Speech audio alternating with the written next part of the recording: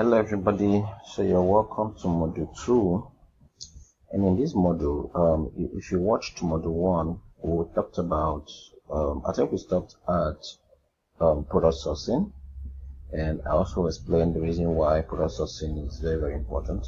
And now we're about to start getting into the main course, which is marketing. But these other things that we also learn in the background are very, very important, because these are things that will help you, especially if you are a mini importer. So then this knowledge will really help you, to be able to really, do what you are supposed to do.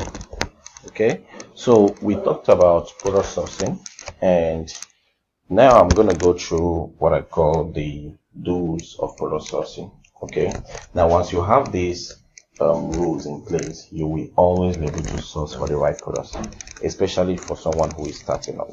Number one is, okay, you must, if you are starting out, remember these are rules first, if you are starting out, not if you have been in the game. Number one is always go for lightweighted products. Okay, what do I mean by lightweighted? I mean products that have lightweight.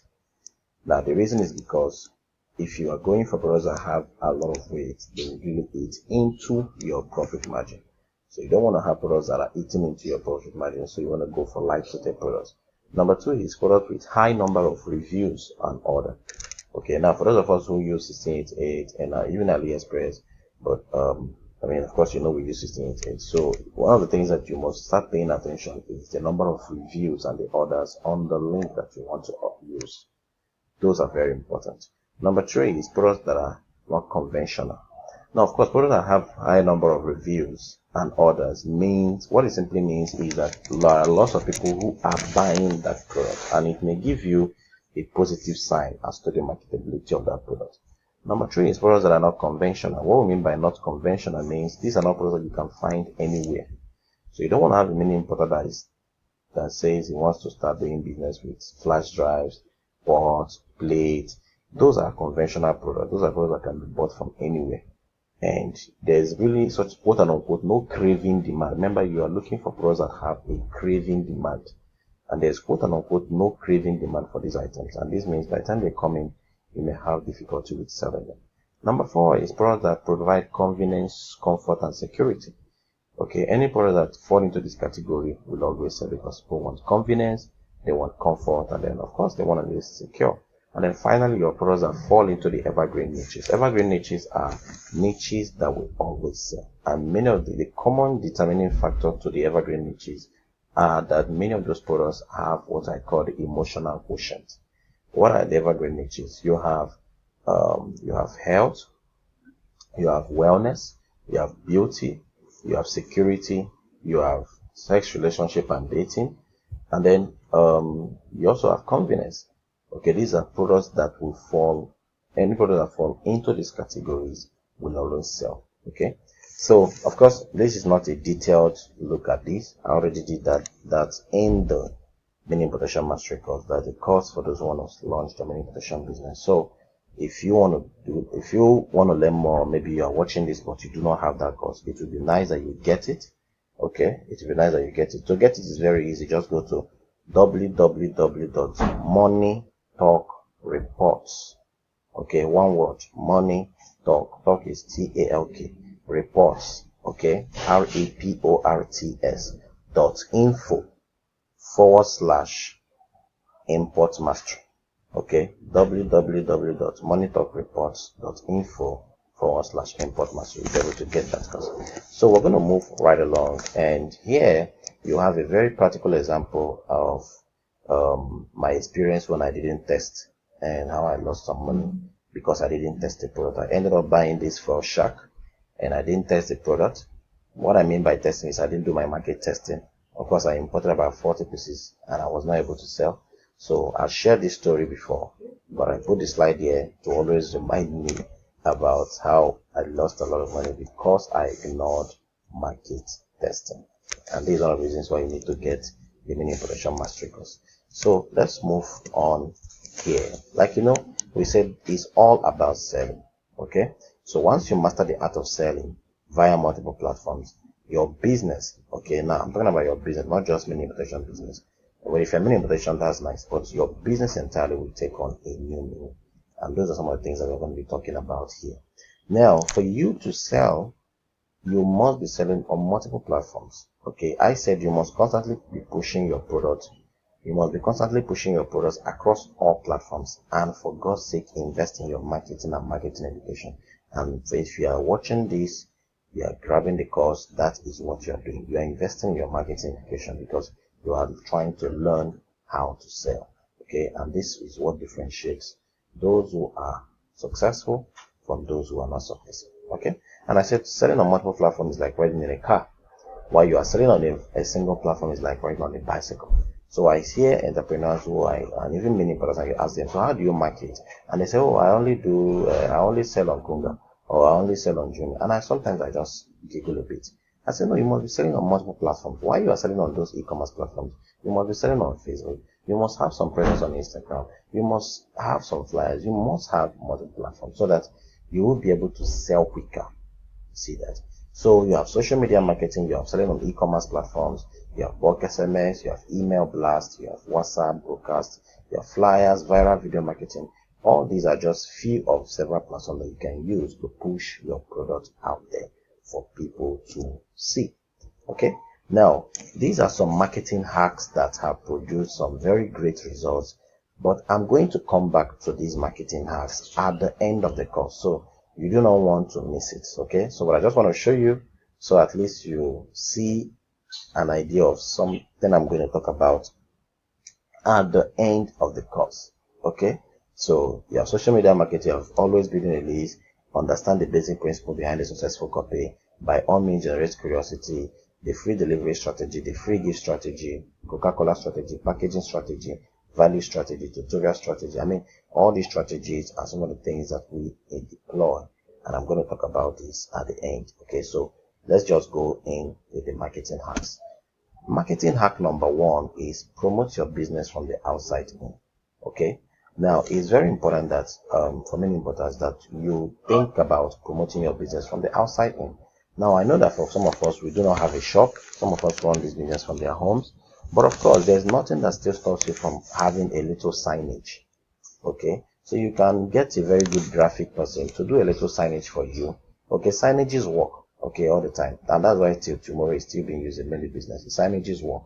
So you can, get somebody to do a little signage for you and put it either, if you, I don't know the kind of house that if you live maybe in a bungalow or something, you can put it outside, or put it somewhere in the street, just something to direct. Now the signages doesn't have to be so cluttered. It doesn't have to be John, and then you start writing your biography on the signage. I mean, look at what we have here.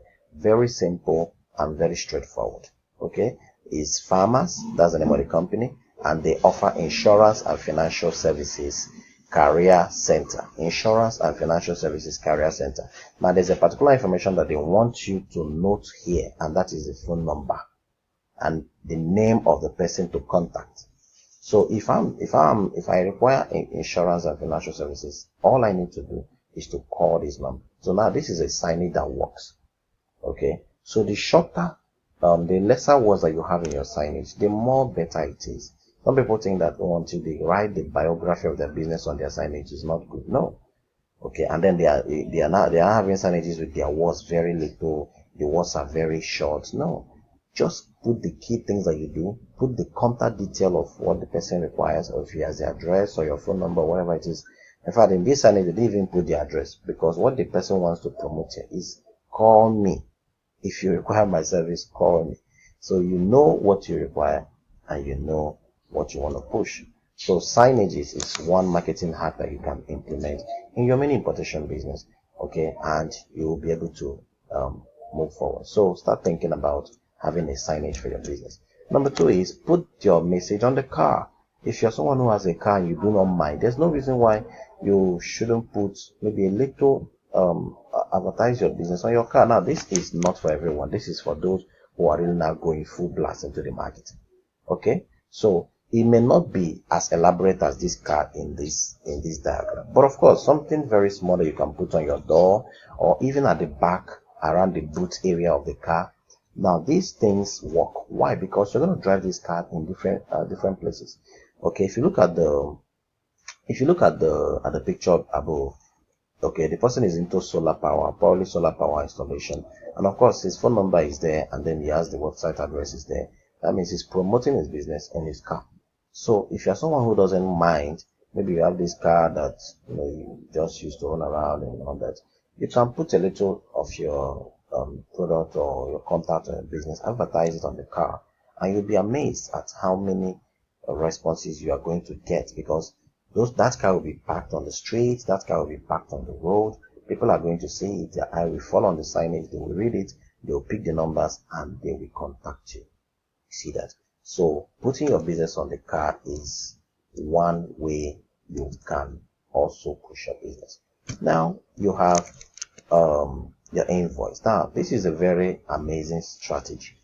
Okay, I said you can. Marketing hack number 3 is turn your invoice and receipt into a sales tool. Now what you have on the screen is a sample invoice. Okay, a sample invoice. Now this is normally what you have, or this is a sample receipt. Okay, so if you're a mini importer and you have not, you don't have a receipt. I see a lot of mini importers that don't have a receipt. You've got to invest in these things. Okay, have a receipt for your business. Now, when you have a receipt, one of the things that you can also do is to promote on the receipt. Now, what do I mean? At the footer, okay, if you look at the screen where you have that number 001, thank you, all the claims or return goods and blah blah are there. You can customize your receipt so that all those things will not be there. Okay, this receipt can be here. You have your logo and everything, the quantity, the price, the customer is paying and all that. But then below, imagine having maybe a discount offer or a promotion or something saying thank you for purchasing. Do you know you can get 20% discount on your next order for, okay, let's say this is a receipt for somebody that bought shoe. Okay, now you want to upsell the person on the next item. So if somebody bought shoe, it means that imagine that you have maybe a cream, apart from selling shoe, you also sell foot massage cream. All right, foot massage cream for those who wear shoes a lot. Now the person has bought shoe. That means that if you can easily upsell that person on that foot massage cream. So this is my receipt talking about the shoe, okay, or talking about giving the receipt for the shoe bought, right? Now below here where I have this number 001, this is like a sample receipt. Where I have this 001, thank you and all that. I will tell the printer to remove them and then put something like, thank you for purchasing. You want to get 20% discount on our amazing foot massage cream. Okay, if you I can even be more creative and say, if you bought this shoe, then you will not want to miss out on this amazing foot massage cream that will keep your foot clean and free from odor. Okay, simply call this line to get 20% discount. Now what are you doing? You are utilizing your receipt or your invoice as a marketing tool. Now remember, the customers will get these receipts. You're going to put them in the delivery. They're going to see it, and most customers read these things. So instead of the receipt becoming just another paper they will fold and throw away, it becomes another sales tool. Okay, so this is one of the strategies that you can really deploy. I have personally deployed it and it's working. And all you need to do is get a printer that will put those messages in your receipt, and that way you will be able to sell a lot. Now it's always very. Now somebody was asking me, why don't you write it at the back? No, most customers don't look at the back of the receipt. They look at the front. They want to make sure the things is written, their name and everything. Then they look at it. So what you do is, and it doesn't have to be a long word. All you have to do is put it at the footer, somewhere at the footer, and then just offer a discount. It's always nice that you're offering a discount or you're offering a special offer, so that they have something that they can call you for. And it's always nice that it's something that you're upselling. So if you're selling shoe, you may want to upsell on a foot massage cream. If you're selling, let's say, a tummy trainer, you may want to upsell on maybe what do you call it now? Maybe a stretch mark cream, or maybe a weight loss product, or something that complements what you're selling. Okay, so I can't just be issuing this receipt for a shoe and be marketing them on maybe a security product, something that is abstract. No, they are always complementing something that complements. So the person will look at, now that I bought this, it's true, I will need this, and you'll be amazed that they're going to call you. So I'm going to come back in the next module, and I'm going to continue from the marketing hack number 4.